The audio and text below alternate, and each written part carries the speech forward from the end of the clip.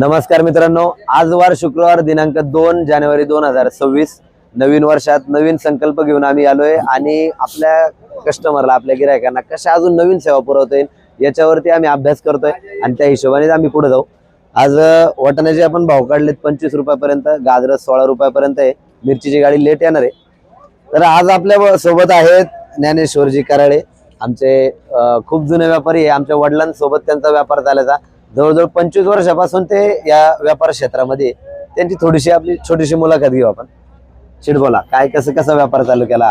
म्हणजे पहिला वडिलांनी आमचं चालू होता, वडिलांच्या व्यवसायानंतर मी पुढे चालू केला। पहिला मी कंपनीत कामाला होतो, कंपनी बंद पडल्यानंतर वडील म्हणले पुढे जायचं नाही, कारण माझा व्यापार पुढे चालू करायचा। किती वर्षापूर्वी? 25 वर्षापूर्वी कंपनी बंद। वडिलांचा मदत आणि अण्णांची मदत, म्हणजे तुमचे वडील त्यांची मदत खूप मोलाची भेटली। नंतर मग दोन ते तीन गाड्या, 3-4 गाड्या असतात। अण्णांक माल घ्यायच्या आधी तुम्ही किती माल विकायचे सुरुवातीला?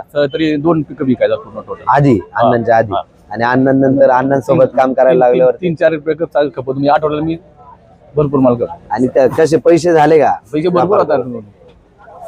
तर क्वालिटी महत्वाची आहे, मेन म्हणजे क्वालिटी महत्वाची, क्वालिटी आणि रेट याच्यावर सांगड काढली ना मग एकदम भारी।